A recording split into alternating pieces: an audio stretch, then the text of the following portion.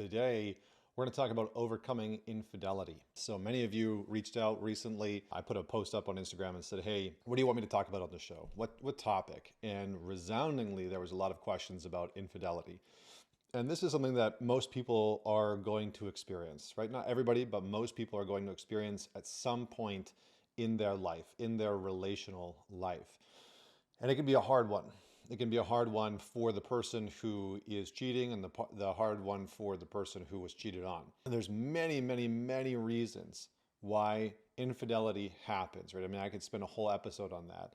I think briefly, some people do cheat because they want out of the relationship. It's a way of exiting the relationship without actually having to say, I want out. Just like some people will start fights and push the other person away to have that other person, to try and get that other person to break up with them so they don't have to make the decision. Some people will cheat to actually preserve the relationship because they're not getting something met in the dynamic. And so it's their way of sort of preserving the relationship. Other people will cheat because, they've said something repeatedly, I want a deeper kind of sexual connection, or I feel like we can't work through conflict, or I want you to be able to communicate to me, or whatever it is. And so the infidelity happens as a means of sort of offsetting that. They're not getting what they really ultimately need or want within the relationship. And then someone else comes along and sort of fills that void. And then lastly, there are a group of people who cheat because they're grandiose, because they like the power, because it helps them sort of feel a certain way. And so we can talk again more in depth about why infidelity happens, but I want to talk more specifically about what to do after it happens. And so whether or not you're going through this right now, or somebody that's going through this right now, share this with somebody that it might be very helpful for. And maybe look at your own life where infidelity has happened and see how you might be able to apply some of these pieces. So first and foremost, infidelity, I think one of the biggest things is that it's a bit of a reconciler. And what I should be transparent about up front is I cheated in almost every relationship that I was in the past, like almost every single one. And I cheated for many different reasons. In some ways, because I had sort of divided the women that I fell in love with and that I wanted to date, and the women that I wanted to be highly sexual with. And I sort of divided those two. And so I had to learn how to bring those two things together. And I've seen this to be a very common thing in a lot of men and some women, in the sense that they might want to express themselves sexually in a certain way, to be dominant, be in control, whatever it is, however they want to express themselves. But then they fall in love with a woman, and maybe you've experienced this as a man, you fall in love with a woman, and all of a sudden the sexual intensity that you have expressed in other dynamics where there was less on the line, where you didn't sort of love the person as much, becomes stifled. It becomes harder to get out. And so some men will actually cheat because they are trying to bring that sexual energy into their dynamic, and they can't figure out how to do it. And then along comes another woman and they're able to express themselves or explore themselves in some capacity. So and that's the same for women as well. For some women, that's the truth. So when infidelity happens, after it happens, one of the most important pieces to reconciling is to discern what details and information the person who has had the affair happen to them, or the person who has been cheated on, wants to have. Now, the caveat I'm going to put to that is, if you are that person, you really need to be honest about what it is that you want to know and don't want to know. Because a lot of people will be in that position and say, I want to know every single detail, but it's every single detail that's going to make it impossible for them to really forgive and move forward in any way, shape, or form. And so you really have to sit for a period of time. My suggestion is really sit for a period of time and discern, what details do I actually want to know? Like, what was the affair about? Maybe you want to know that. What was the sexual charge, that led you in that direction to this person, and is it missing in our relationship, or is there something that needs to be developed within our relationship, or understood, or forgiven, or is there some resentment that has shown up that's caused this? So really discerning, first and foremost, what details do you want to know? And for the person that has been unfaithful, to trust your partner to honor what it is that they need, to really respect, because if reconciliation and repair is going to happen, you have to, as tough as it is, you have to treat one another and view one another as capable of knowing what it is that you want and what it is that you need, because most of the time the affair or the infidelity has happened in the first place because one of you or both of you have viewed the other person as not being capable of receiving some form of truth, not being able to own what it is that they need, not being able to hear something that you need. And so you have to start to treat the other person like, I trust you to know what it is that you need, even if it's hard for me to tell you these things. So that's the first thing. The second thing is about anger. And anger is justified. I think anytime that an affair happens, it's very common, which is so fascinating to me. It's very common sometimes for the person who has been cheated on to just say, oh, it's okay, I forgive you, let's move on. Or to really be immersed in grief and sadness, but to never allow themselves to get angry. And anger within infidelity is very justified, but it has to have a specific place. So we need to allow it to be there, specifically on the person who has been cheated on. But also there might be some form of anger from the person who had the affair, of like, this happened because you haven't paid attention to me in years. We haven't had conversations in years. I feel so disconnected from you. I feel so like shut off from you. And you don't even feel like my partner anymore. And so that can happen. So allowing anger to come in the conversation, not necessarily having your anger, if you're the one that has cheated, be the dominant force, because your partner's anger is likely going to come out, and it's justified. And so letting it be there with boundaries, but also understanding and compassion, is incredibly important. As poet David Whyte said, anger is the deepest form of care. And I'm going to speak to men directly, because this is a channel for men. If you were unfaithful and your woman is angry, right? Your partner's angry about the affair, and it keeps coming up, and you're 6 months after the affair, or you're a year down or a year and a half down, that's okay. If her anger is coming out or their anger is coming out, let it be there. And you likely in some way wanted her to fight for you or to fight for the relationship. And her anger can be an expression for her to say, I'm fighting for this, and I'm fighting for this by letting you know that what you did hurt and it wasn't okay. And I'm telling you that I'm willing to do what it takes to make this work.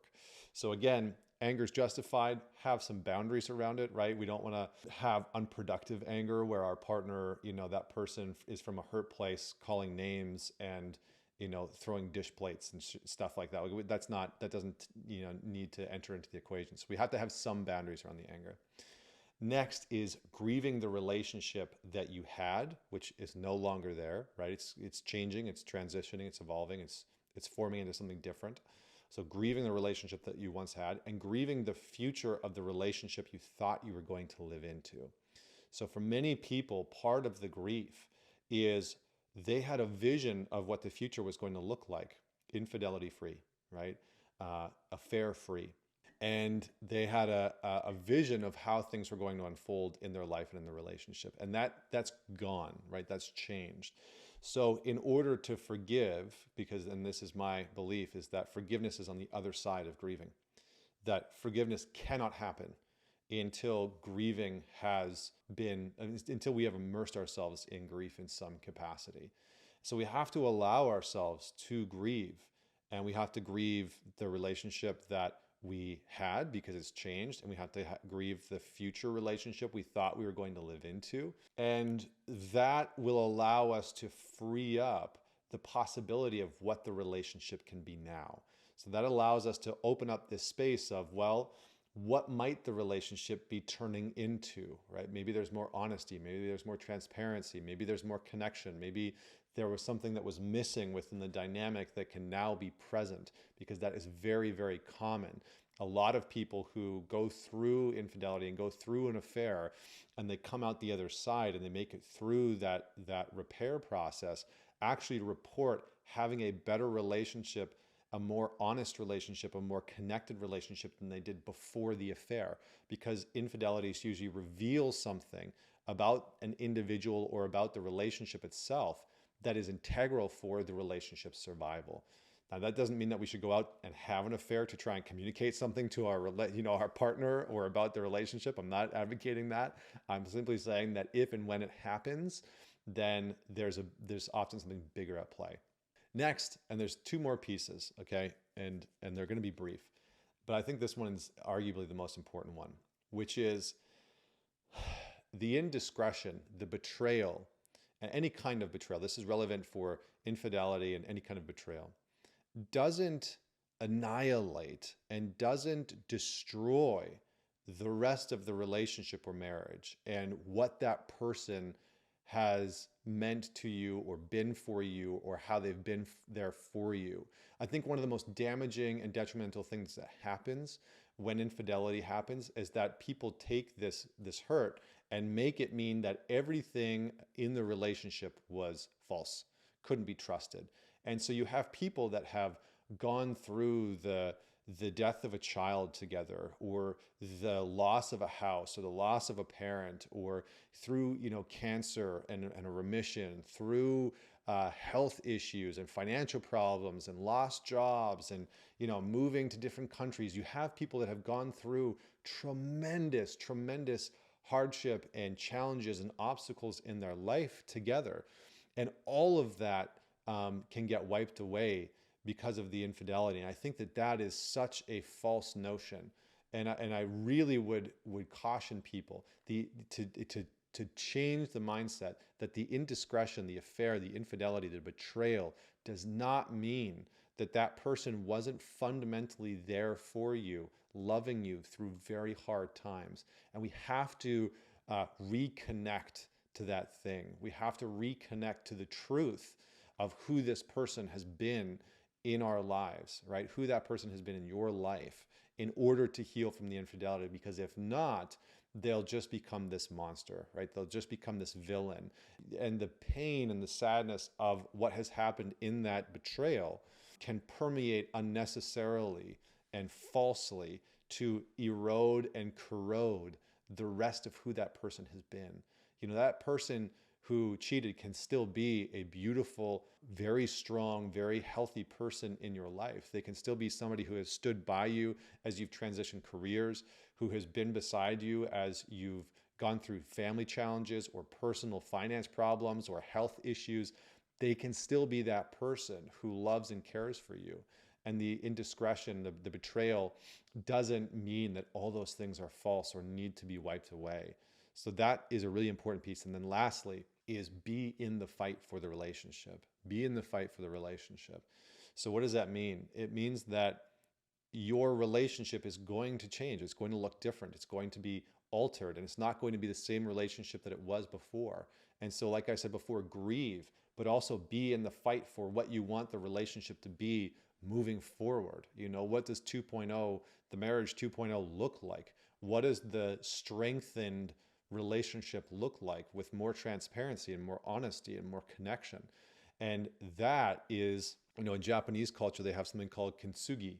And kintsugi is, I'm probably saying it wrong and incorrectly, but it's the art of bringing broken things back together with gold.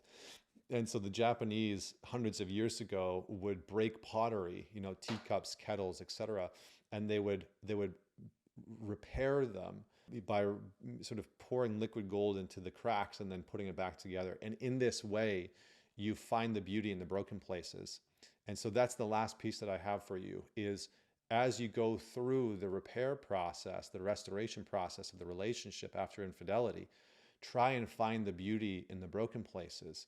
Try and find the beauty within the affair happening and what it's revealed about you, about your partner, about the relationship itself, and see if that can become the fertile ground from which the new relationship or the new elements of the relationship can sprout and come into being and start to form. So comment below, if you're watching this on YouTube, let me know what you enjoyed about this, what you would add, what you have experienced in your own life. Of course, there are some people, although I think it's more rarely, that are chronic cheaters that are going to continue to have affairs, they're going to continue to cheat, and you give them a second chance and a third chance, and it just continues to happen. Of course, those people are out there, and I was that person in the past, and I understand what that can look like and why that can happen. But I would love to hear your thoughts on repairing from infidelity and why you've seen it happen and how it has shown up in your life and how you have forgiven or forgiven the other person or forgiven yourself. I had to do a tremendous amount of work in my own life of forgiving myself for cheating, for being unfaithful. And maybe that's a whole different video for a separate conversation. But thank you for tuning in. I'm looking forward to seeing and hearing your thoughts. And until next week, this is Connor Beaton signing off.